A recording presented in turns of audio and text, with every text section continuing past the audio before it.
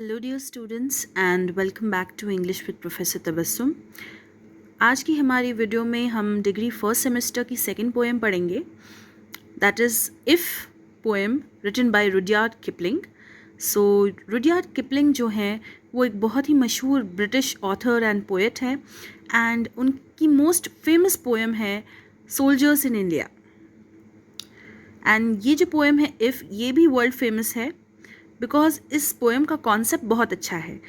इस पोएम में एक फादर अपने बेटे को, अपने सन को एडवाइस देते हैं कई सारी चीज़ों के बारे में कि लाइफ में कई सारी सिचुएशंस आएंगी, लोग तुम्हें झुठलाएंगे, लेकिन हर सिचुएशन में तुम्हें काम रहना है। You have to deal with calmness. So in this video we are going to understand the poem line wise and also I will explain you the summary. Okay, so let us begin. Without further ado, if you can keep your head when all about you are losing theirs and blaming it on you, यानी कि जब सब लोग अपना दिमाग खो चुके हैं, यानी कि सब लोग गुस्से में हैं और वो तुम पर इल्ज़ाम लगा रहे हैं, तो उस टाइम पर अगर तुम अपने माइंड को, अपने हेड को शांत रख सको, okay, if you can trust your self which all man doubt you, यानी कि जब सारे लोग, सारे मेन जो है तुम पर डाउट कर रहे हैं, तो क्या तुम उस वक्त अपने आप के ऊपर ट्रस्ट कर सकते हो? But make allowance for the doubting too, यानी कि उनके शक को मौका भी दो, यानी कि उन्हें मौका भी दो डाउट करने का तुम पर. If you can wait and not be tired by waiting, अगर तुम इंतज़ार कर सको और थको नहीं इंतज़ार करते करते.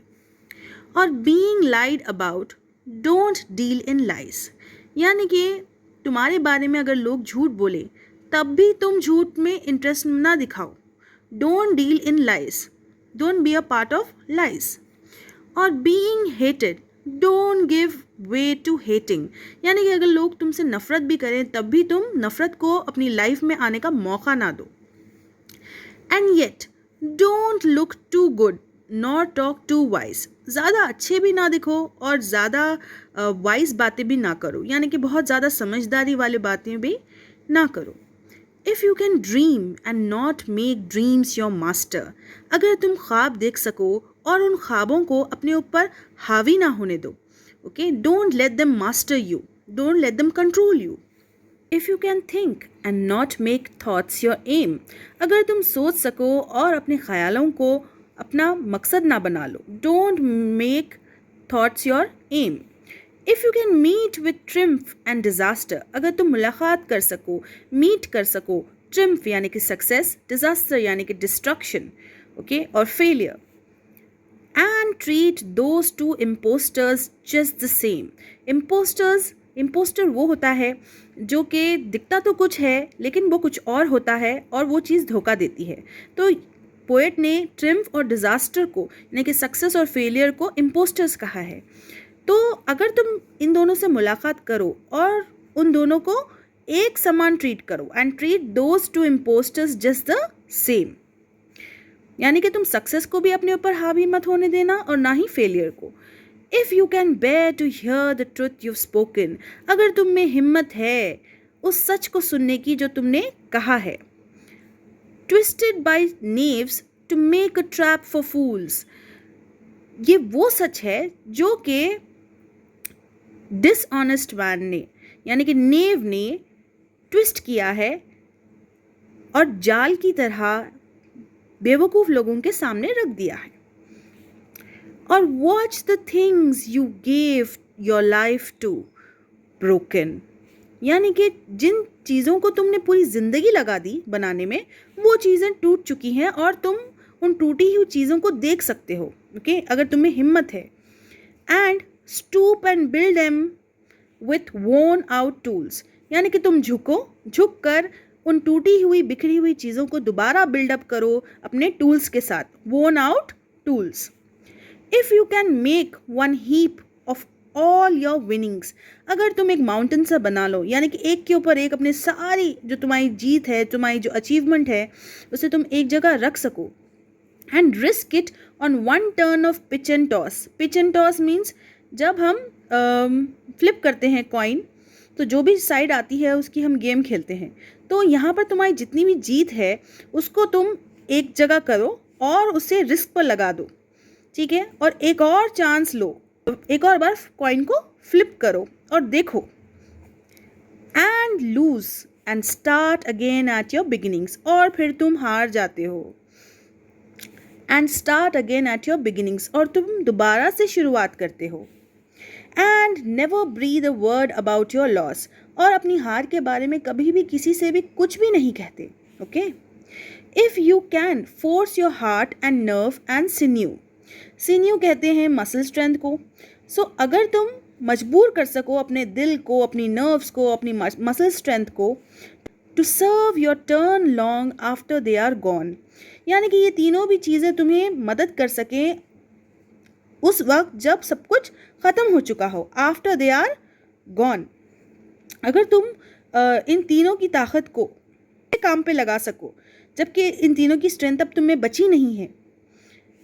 And so hold on when there is nothing in you, और उस वक्त चीज़ों को पकड़ के रखो जब तुम्हारे पास अब कुछ भी नहीं बचा है अपने अंदर। Except the will which says to them hold on, बस तुम्हारे पास एक विल ही होती है। विल यानी कि आत्मविश्वास होता है कि अभी मुझे इन चीज़ों को पकड़ के रखना है। I need to hold on.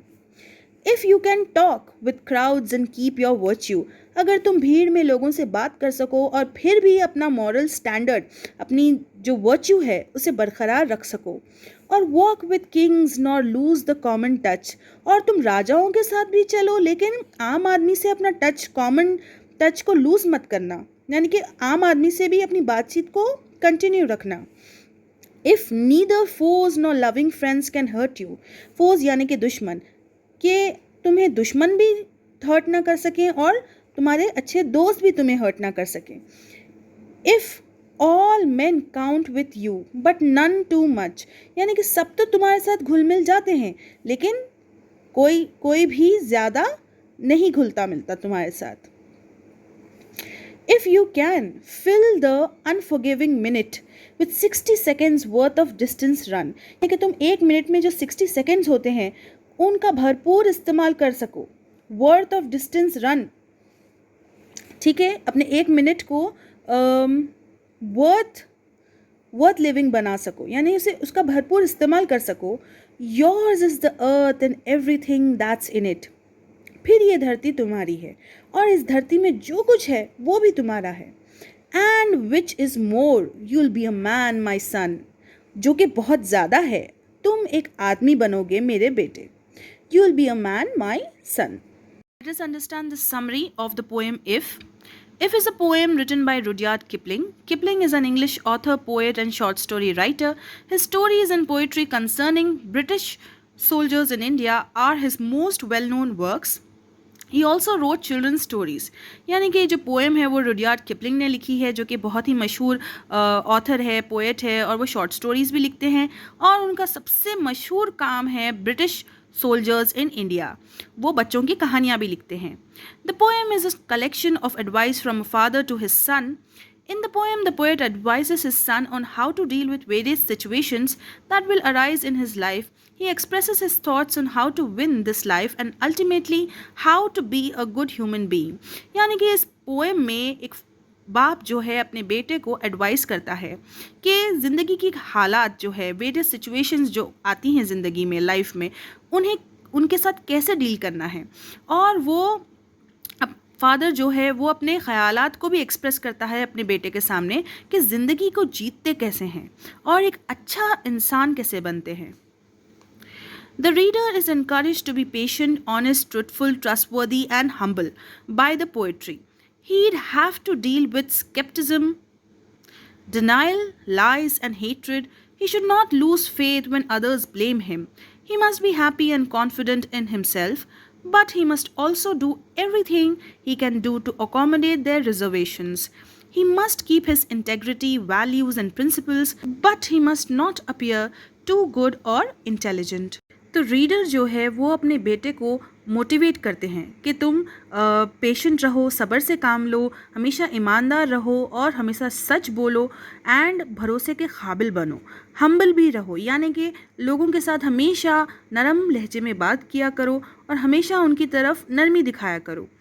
लोग तुमसे कैसा डील करेंगे? लोग तुमसे झूठ बोलेंगे, स्केप्टिज्म दिखाएंगे तुम्हारी तरफ। स्केप्टिज्म यानी कि वो तुम्हारा जो सच है उसे एक्सेप्ट नहीं करेंगे, उसे डाउट करेंगे, ठीक है। And they are going to deny you, they are going to show a denial, यानी कि वो तुमसे एग्री नहीं करेंगे, तुमसे झूठ बोलेंगे, तुमसे नफरत भी करेंगे, लेकिन फिर भी तुम्हें अपना जो फेथ है, अपना यकीन है, वो नहीं खोना है। लोग तुम पर ब्लेम करेंगे, लेकिन फिर भी अपने फेथ को नहीं खोना है। तुम्हें खुश रहना है, कॉन्फिडेंट रहना है, और उन लोगों की जो रिजर्वेशंस है, यानी कि वो जो तुम्हारी बातों को मानते नहीं हैं, समझते नहीं हैं, तुम पर डाउट करते हैं, उनको भी सीधा करना है। He must keep his integrity, values and principles, यानी कि तुम्हें अपनी यूनिकनेस, अपनी जो वैल्यूज़ है, अपने स्टैंडर्ड्स है, प्रिंसिपल्स है, उनके साथ जीना है। तुम्हें बहुत ज़्यादा अच्छा भी नहीं दिखना है और बहुत ज़्यादा होशियार भी नहीं लगना है। He should dream, but he should not let his dreams rule him. He should think, but he should not make thinking his goal. यानी कि उसे ख्वाब भी देखना है, लेकिन उसे अपने ख्वाबों को खुद पर हुकूमत भी नहीं करने देना है, और उसे सोचना भी है, और वो जो भी सोचता है उसे उस सोच को अपना गोल नहीं बनाना है, अपना मिशन नहीं बनाना है। He should value both success and failure, यानी उसे कामयाबी को भी अहमियत देनी होगी और फेलियर को भी अहमियत देनी होगी, एक समान ट्रीट करना होगा। Even if the fruits of his labour are destroyed, he should prepare to rebuild them, यानी कि अगर उसके जो फल हैं, जो मेहनत के फल हैं, वो तबाह भी हो जाते हैं, बर्बाद भी हो जाते हैं, तब भी उसे फिर से झुककर कोशिश करनी चाहिए, उन्हें फिर से उगाने की, फिर से रीबिल्ड करने की। He should not reveal his losses to others, यानी कि उसे उसका जो भी नुकसान हुआ है वो उसे दूसरों को नहीं बताना है। He should persevere while remaining optimistic, यानी कि उसे अपने गोल्स को अचीव करने की कोशिश करती रहनी चाहिए और उसे पॉजिटिव भी रहना होगा, ऑप्टिमिस्टिक भी रहना होगा। He should continue to interact with the crowds while maintaining his virtue, यानी कि उसे भीड़ में जमा लोगों के साथ बात करने की आदत होनी चाहिए, उसे करते रहनी चाहिए बात, लेकिन अपना स्टैंडर्ड, अपनी वर्च्यू मेंटेन रखकर। He can walk with kings but should not lose touch with the common man, यानी कि वो राजाओं के साथ चल तो सकता है, लेकिन उसे आम आदमी के साथ बातचीत को नहीं रोकना है। Nobody, neither his friends nor his foes, should be able to harm him. ना उसके दुश्मन ना उसके दोस्त उसको हर्ट करने के काबिल होने चाहिए। All men should be able to rely on his assistance, यानी कि सारे आदमी जो है वो सब उसकी मदद के लिए उस पर रिलाई करना चाहिए, उस पर डिपेंड होने चाहिए। He needs to forgive those who have wronged him, उसे उन लोगों को माफ़ करना होगा जिन्होंने उसे गलत ठहराया है।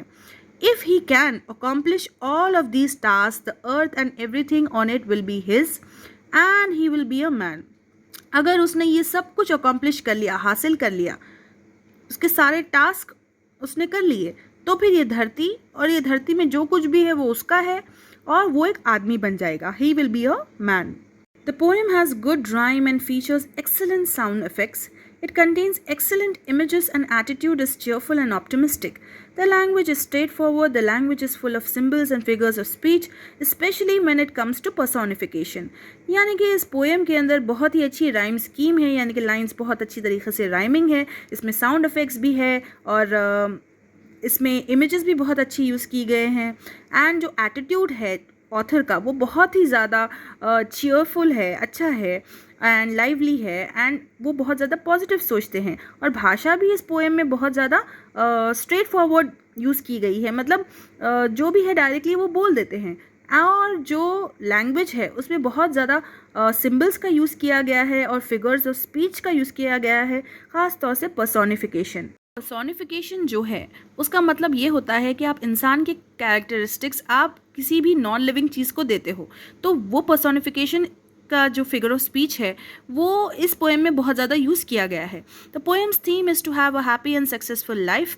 सो इस पोएम की थीम ही यही है कि आप एक खुशगवार और कामयाब ज़िंदगी गुजारो। Conditional fulfilment is discussed in this poem, यानी कि कंडीशंस कुछ होते हैं जिन्हें पूरा करना होता है तभी आप मैन बनते हो। इस पोएम में वो मेंशन किया गया है। If certain requirements as outlined in the poem are met, a perfect man can exist and enjoy his life. यानी कि ये जो रिक्वायरमेंट्स है, ये जो इफ़ अगर आप ये कर सकते हो, इफ़ अगर आप वो कर सकते हो, तो ये जो सारी रिक्वायरमेंट्स है वो अगर इंसान पूरा कर ले तो एक परफेक्ट मैन हो सकता है, एग्जिस्ट कर सकता है और वो अपनी ज़िंदगी को एंजॉय भी कर सकता है। It is Kipling's most famous poem, ये रुडयार्ड किपलिंग की मोस्ट फेमस पोएम है। It attracted nationwide attention, यानी कि across the nation, complete nation में सब ने इस पोएम को अटेंशन दी है because of its good motivation. It soon became a very popular anthem, एक एंथम की तरह पढ़े जाने लगा। लोग इससे प्रभावित होते थे, मोटिवेट होते थे and they wanted to follow it, okay, and they wanted to become a perfect man. Hope you understood the poem If, written by Rudyard Kipling, along with its summary. And if you did, do hit the like button, share it with your friends, and do check out our playlist for all videos on all semesters of degree, first, second, third, fourth, fifth, and sixth. And also do check out the grammar videos which are available in the playlist.